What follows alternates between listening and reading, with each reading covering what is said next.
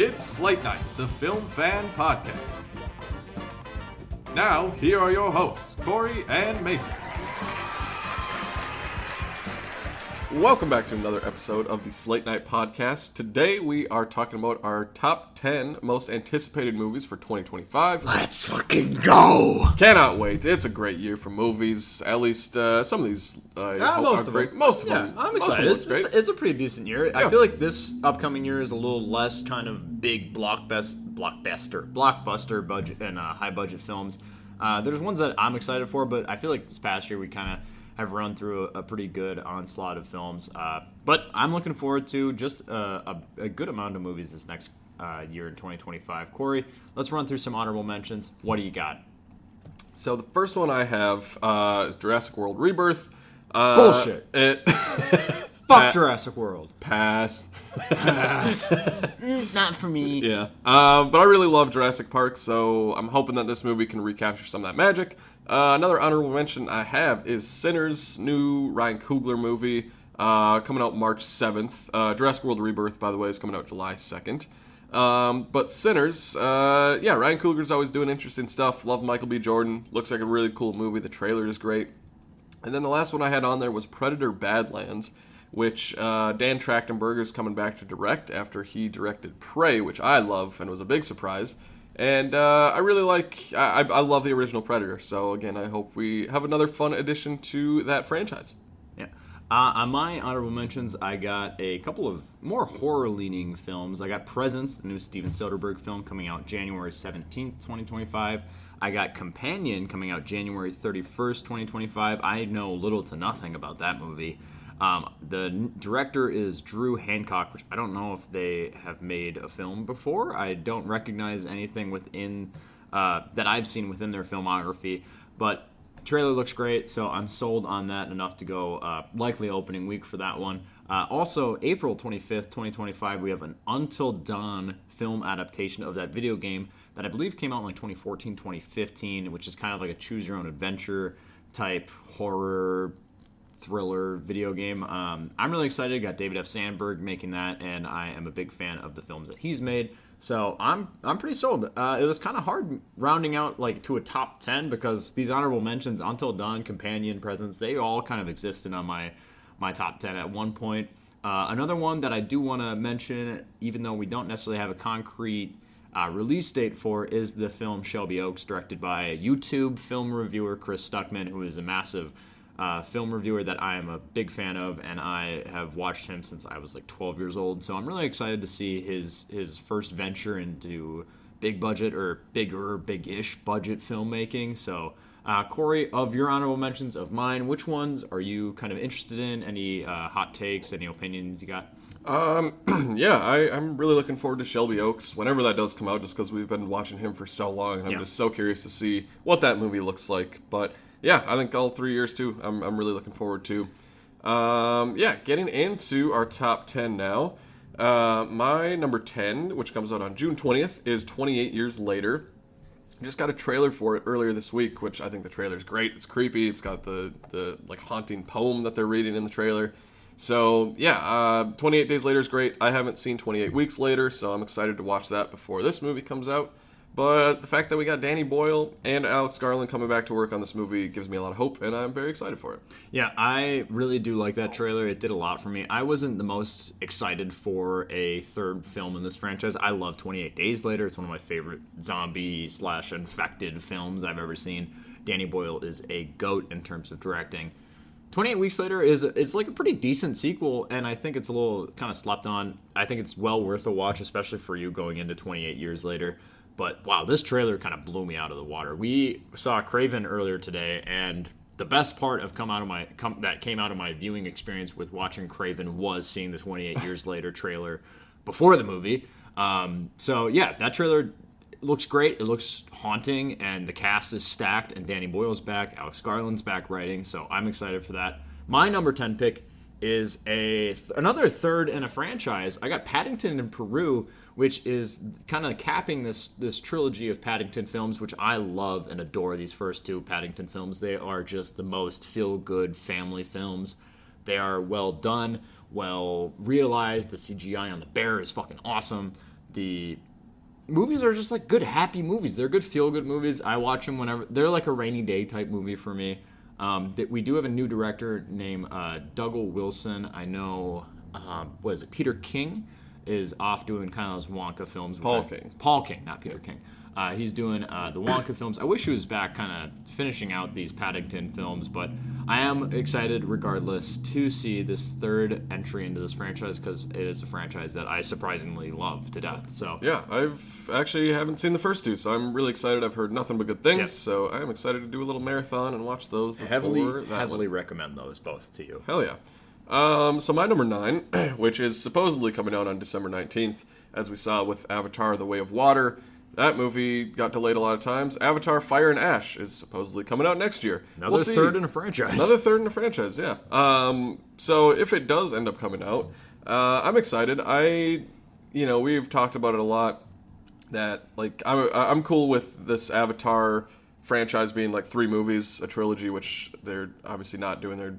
James Cameron's talked about wanting to make more, but I'm down for this third movie, kind of exploring different worlds and different fire-related people and creatures and all that kind of stuff. Could be very visually interesting, obviously. So, we'll see if James Cameron cooks with that one or if it's time for this franchise to die once this one comes out. Yeah, I was never really excited for any of the Avatar movies when they came out. Way of Water I actually do really enjoy, and I do enjoy the first one, and it wasn't necessarily until like the week of it releasing where I got like the hype and it like hit me and I got excited to watch it. So I'm expecting the same thing to happen with Fire and Ash. It's so far off to me where I'm like, it'll happen and I'll probably go see it opening week. And I'm guessing that week I will likely get at least a little excited to go see it. My number 9, releasing on May 2nd, 2025, is Thunderbolts, asterisk. Wish they would just explain what that asterisk is for now, so I don't have to worry about it in the film, or at least to worry about it in terms of typing it on any sort of list of movies I've watched in 2025, but whatever. But it looks like the perfect ensemble for Marvel, like the Suicide Squad-esque Dirty Dozen type film. The trailers have been really promising. I'm really excited to see a lot of these characters that I feel like haven't had the most kind of exposure, at least in the MCU, get some more time to prove themselves within the MCU. I'm excited to see Ghost back. I'm excited to see more of Wyatt Russell. I loved him in Falcon and the Winter Soldier. Obviously, David Harbour in anything is immediately a plus. More Florence Pugh, who is maybe the most beautiful person to ever walk this earth, aside from my wife, because I contractually, I think, have to say that now. Damn. That's crazy. But I'm really excited for the Thunderbolts. Like I said, the trailers have been great. I love kind of ragtag groups. Jury's still out on how good the movie's going to be, obviously, for all of these. But this one I'm the most hopeful for, but also I'm a little worried for the quality of it. Corey, how do you feel about Thunderbolts? And also, what is your next anticipated film for 2025? Well, it leads in good because Thunderbolts is my number 8. So yeah, I'll echo everything that you said there. I think this movie, I hope it's a lot of fun and just a solid action movie with a lot of fun characters, a lot of which we haven't seen in a while, which will be a lot of fun. But yeah, I think this one doesn't necessarily need to tie into the grander MCU in a big way. I hope it's kind of just like a small scale, like this team is going after a bad guy, and that's it. I don't need like a big world-ending threat in this one necessarily. So yeah, I think Marvel's got a good lineup this year.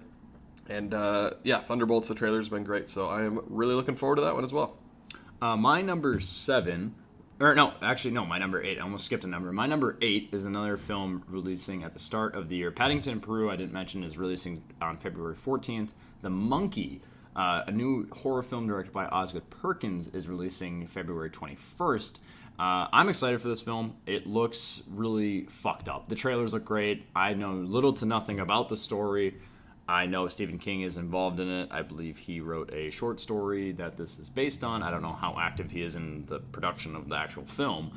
But Osgood Perkins, he made Longlegs. I really enjoyed Longlegs. The marketing for the film I actually probably enjoyed more than the actual film itself.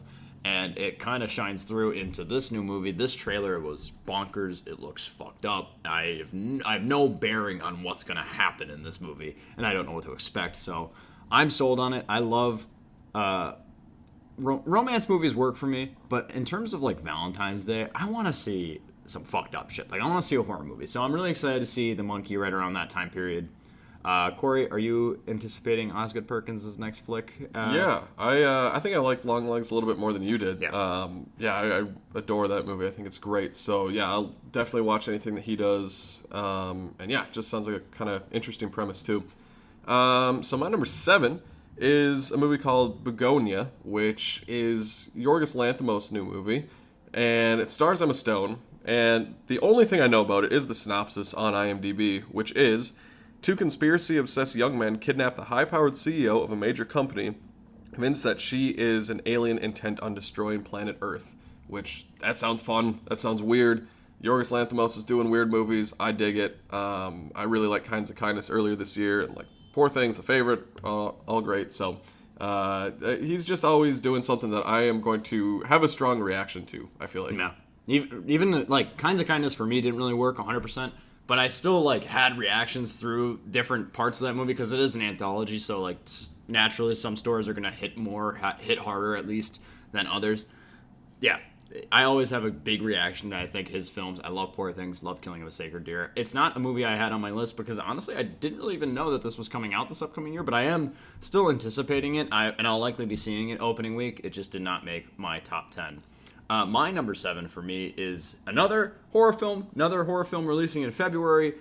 February 7th, 2025, we are getting Heart Eyes, directed by Josh Rubin, who is on his sophomore directorial effort after following up Werewolves Within, which I've talked about before, has Sam Richardson. It's a fun horror / whodunit comedy, and I think it does a good blend of that horror and comedy.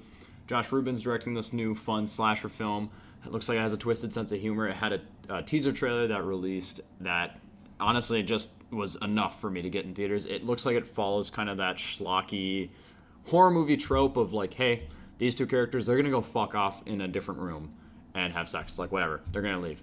They're also going to fucking die too. So and it looks like this Hard Eyes killer is just bent on just ruining couples' day on Valentine's Day. So right around Valentine's Day, I will be definitely checking out both Hard Eyes and The Monkey. I can't wait. Corey, are you going to see Hard Eyes? Do you like Josh Rubin? Have you seen Werewolves Within? I have not seen Werewolves Within, but I know you've recommended it a lot, so I'll definitely check it out before this one. And I haven't even seen the teaser for this yet, so pretty fun. Yeah, I'm excited for that. Next up on my list, number 6, coming out on February 14th, is Captain America: Brave New World.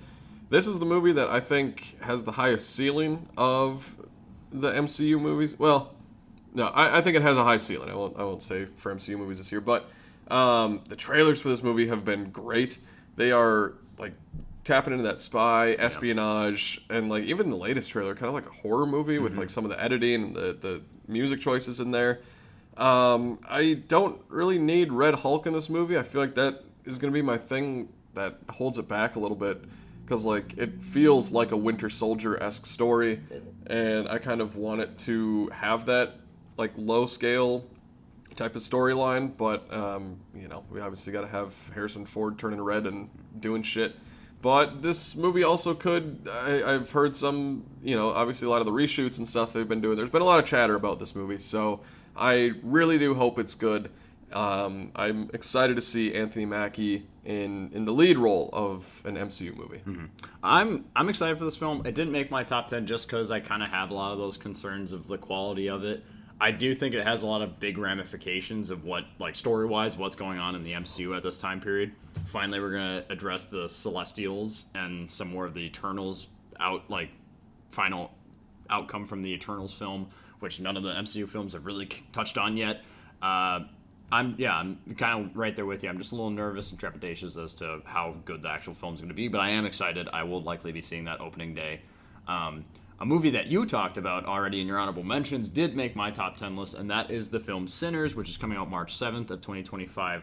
The Ryan Coogler directed vampire thriller. It's a period piece. It's got Michael B. Jordan, and it's got Jack O'Connell, same with Christopher Abbott, some of, I think, the most underutilized, appreciated actors of our time. I love Jack O'Connell so much. He's great in the film 71, directed by Yann Dimmage. I am so excited. The trailer for Sinners looked great. The color of it, I'm excited for anything Ryan Coogler's going to make. I love Fruitvale Station. Obviously love his Black Panther films. love Creed. He's a great director. Like you said, he's always doing something interesting, and I think he's such a fun director. Like, he has so much energy behind what he's making, so it's hard to not get excited for this film. And I'm excited to see him tackle more of like a period piece. So Michael B. Jordan, him teaming up again, I can't wait. Corey, I know you're excited for Sinners. I'm sure you and I will likely be seeing this one together. Definitely. Number 5 on my list, coming out May 23rd, is Mission Impossible: The Final Reckoning, not Mission Impossible: Dead Reckoning Part 2, as it was originally called, which is still always going to annoy me about Dead Reckoning Part 1. Either way, I love the Mission Impossible movies so much. I think it is, with this and Scream, the two most consistent franchises where there hasn't really been a bad movie. Like, the second one is, not as good as the others, but still not awful. This one looks great. I mean, there's more stunts, there's more Tom Cruise running. There's a lot of Tom Cruise running. That trailer. Yeah. And it's, I don't know, it's kind of interesting to have this be a little bit of a part 2 to the last one, because a lot of them have kind of been their own individual stories. So tying up some loose ends from Dead Reckoning Part 1, and Tom Cruise still out there doing it. I'm excited to watch that. Mm-hmm. All right, do you think that this will be the last Mission Impossible? Or do you think that this carries into another one? Final Reckoning, is it the final one? Or? I hope it is. We obviously don't know how this one will end, but I'm cool. Like, Tom Cruise is obviously getting old, and like he's kind of looking a little bit old now. Yeah, he's showing it. Ever since like Top Gun Maverick, I'm like, wow, you are like starting to show your age. Yeah, and not only that, your characters are acknowledging your age at this point. Right.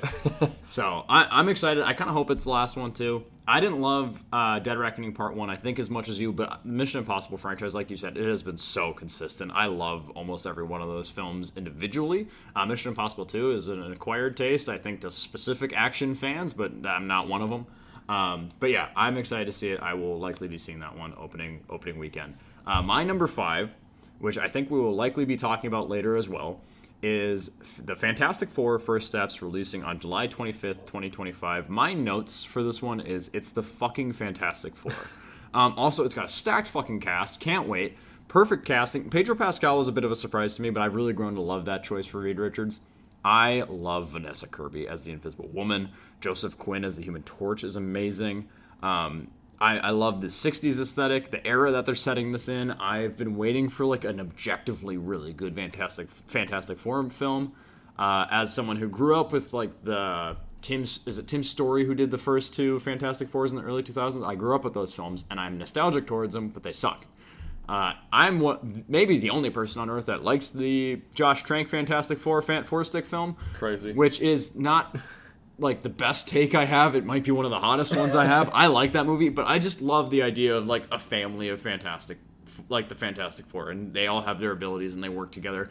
Kind of the reason why I love the movie The Incredibles so much, but I can't wait for this film. Corey, I know you're excited about this film. This is the MCU movie that I'm the most excited for in 2025. Corey, what do you think? It is also mine, and no surprise, it will be mentioned later, so I'll save some of my thoughts for higher up on my list. Let's see, number 4 is coming out on November 21st. It is Wicked Part 2. I was very surprised by Wicked. We talked about that on the pod a few weeks back.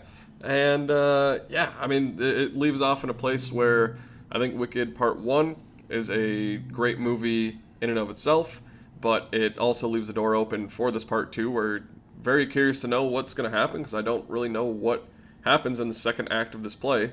So, I'm just very curious and hoping that they can make it a nice, complete story. It's just very surprising that I wouldn't have thought I would have Wicked 2 on my 10 most anticipated for next year. But here we are. Yeah, it's a film that likely we'll be talking again about it coming up in the next couple of minutes, just because it is the first one was such a surprise to you and I both, and I am also excited for Wicked Part 2. My number 4 is a film that I hope actually comes out this year and doesn't get pushed again. But Mickey 17 is slated to release on April 18th, 2025, directed by Bong Joon-ho. Robert Pattinson just looks like he's on a bender in this fucking film, just playing all these duplicates of the same person. He's a copy. He's a carbon copy. And I think Bong Joon-ho doing sci-fi, it worked great in Snowpiercer. I'm excited to see what he does here. The trailers have been great. I just need this fucking movie at this point. Robert Pattinson, if you don't think Robert Pattinson is one of the maybe top 5 male actors working today, I think you need to get your head fucking reevaluated. Because he is. And if you're like, oh, Twilight Boy, well, you're fucking misplaced. Because he is so much more than just that. He is established himself in High Life, in Good Time, in fucking Cosmopolis, which isn't even that good of a fucking movie. He's amazing as Bruce Wayne in The Batman. He's just so good, and he has so many layers to him. He's amazing in Rover, or The Rover. That is maybe my favorite performance he's ever given. I am so hyped for Robert Pattinson in anything he does, and I can't wait to see Bong Joon-ho's next film. Even though it keeps getting pushed, I'm just hoping that it comes out this year, because every push, it just makes me anticipate it more, so I'm just like, just fucking release now so I can see it. Corey, I know you're excited for Mickey 17. What are your thoughts? Yeah, it is actually my number 3. So, yeah, I mean, again, echoing everything that you said there, I love Parasite. That movie, again, was a huge surprise. Seen that back in 2019, and he hasn't made a movie since then. So, Robert Pattinson just doing his weird little quirky accent in the trailer is really funny. So, yeah, I mean, he really is one of the best actors working today, and he's got a very wide range where he can play the brooding Batman and then play this kind of goofy guy in Mickey 17 that's, a bunch of different versions of himself. And, it's a very original idea. I think, actually, just looking over my list, like, this and Begonia are the 2, like, non-franchise movies. So, very excited to just get something fresh, something I haven't seen before. Mm-hmm. Yeah, Mickey 17, can't fucking wait. My number 3, maybe the most anticipated superhero film I've had in the past couple of years is James Gunn's Superman, which I wish it was still titled Superman Legacy, because I'm tired of having to justify or specify, I guess, the year in which each of these fucking films releases. You get 2018's Halloween, you got Halloween from 1970. Like, there's just fucking just put a subtitle to it. Just colon what? Like, it doesn't, like, it's fine. I wish it was Superman Legacy, but regardless, Superman releasing July 11th, 2025. My notes for this one, it's fucking Superman. And it looks fun. And I have all the confidence in James Gunn. His Creature Commandos has been great. He did an amazing job, obviously, with the Guardians of the Galaxy films, with Slither, with fucking Suicide Squad. Like, he delivers in everything he makes. I even really love Super with Rainn Wilson. That movie's, like, sadistically dark and funny. I can't wait. I am excited to see his approach to Superman. Superman kind of being the biggest foray into this new DCU, and also into a world that already seemingly is established around him, and then, Superman's here. So I'm really excited to see how they handle it. I'm a sucker for it. I like the casting of David Cornsweet? Yeah, I love him. I'm super stoked for it. I just can't wait. The original 1978 Superman is maybe one of my top 3 favorite superhero films ever made. Superman has a very, like, close and personal spot in my heart, and I always am just super excited to see that character. So it's been a while since we've had Man of Steel. I need a new Superman movie. I'm super stoked for Superman coming out in July of 2025. Corey, what are your thoughts on Superman? Again, it leads in perfectly because it is my number 2 most anticipated for next year. I'm really excited to see David Cornsweet because I'm not super familiar with him. I know he was in Pearl, he was in Twisters a little bit, so just a guy that I've seen pop up, but to see him get this big role, I'm excited to see his take on the character. Also, Rachel Brosnahan as Lois Lane, I'm very excited about. I think she's a great actress. And then Millie Alcock, who is in House of the Dragon. She plays the young version of Rhaenyra. She's playing Supergirl, and then she'll be getting her own movie down the road. But I really like the casting choices for this. And Nathan Fillion as a Green Lantern. Yeah, like, that's sweet. So it's very exciting, and I love James Gunn, and I hope that, he obviously, most of the time, rides the line of comedy and drama well. I kind of want this one to be a little bit more drama, like leaning into the seriousness of it. I don't need, like, a joking around Superman, necessarily. Mm-hmm. And that's the only thing that I'm just a little bit worried about. But still, I am so excited for this new phase of DC projects. I'm really interested to see how they introduce and incorporate crypto. Like, the idea of, like, Superdog, basically. I'm like, how is that dynamic going to work with Superman? Like, I've never seen that in live action, because no one has, obviously. But it's an interesting dynamic, I think, that you're adding to this new kickoff for Superman. Moving on into my number 2 for 2025. It's coming out at the very beginning of the year, which a January release is typically something that scares the shit out of me, but I feel like these past couple of years, January movies have been a step above what we've experienced in the past. Wolfman, directed by Leigh Whannell, is releasing January 17th in 2025, and it's, like I said, Leigh Whannell, who made The Invisible Man, which is an amazing horror film. I love Leigh Whannell's work, and I believe he made Insidious 3 or Insidious Part 3, Chapter 3, whatever the fuck that's titled, and I really actually enjoyed that movie.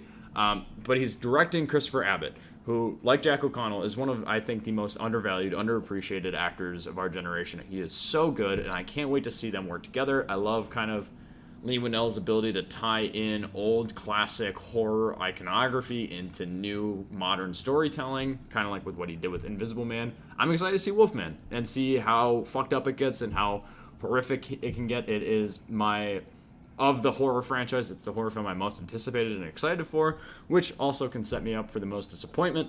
So please, January, help me out and be nice to me. Corey, are you excited for The Wolfman at all? For sure, yeah. I'm glad that this movie's coming out in January, so we get like early in the year, something yeah. kind of really stoked for.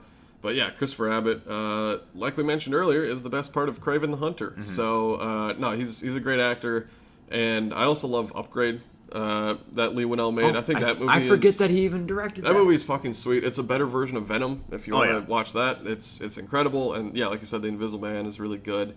Yeah, and I really like Julia Garner as well. I loved her in Ozark, and seeing her and Christopher Abbott in this movie I think is going to kick some ass. All right, here we go. Number 1. We've already talked about it, but The Fantastic Four: First Steps, like Mason said, is coming out July 25th. And I actually really like the early like 2000s Fantastic Four movies. I think they're fun. They're not great as fuck. Yeah, but like Jessica Alba as a kid growing up and like her as Invisible Woman, I'm like, that's nice. But I love everything I've heard about this movie. I like Matt Shakman directing it because I liked his work on WandaVision. And I really think he'll bring some of that kind of like retro-y, futuristic vibe to Fantastic Four, which I am so excited for, that it's kind of this different take from what we've seen in any Fantastic Four movies so far. And yeah, Vanessa Kirby is, I think, the most beautiful woman on the planet. It's insane. And her playing Invisible Woman is going to be awesome. And I cannot wait for this movie. I'm so fucking excited. Who is playing the Thing again?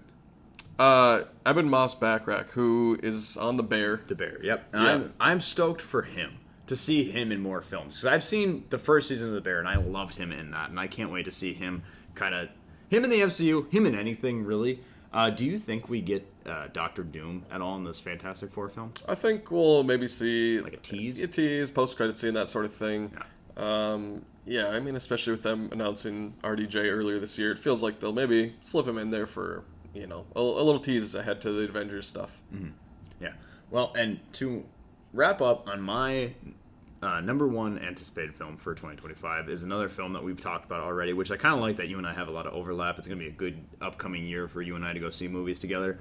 I have number 1, Wicked Part 2, releasing November 21st, 2025.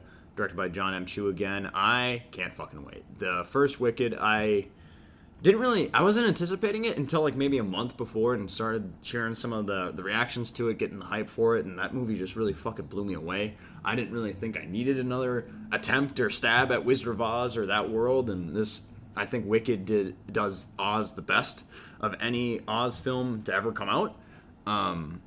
The performances were great.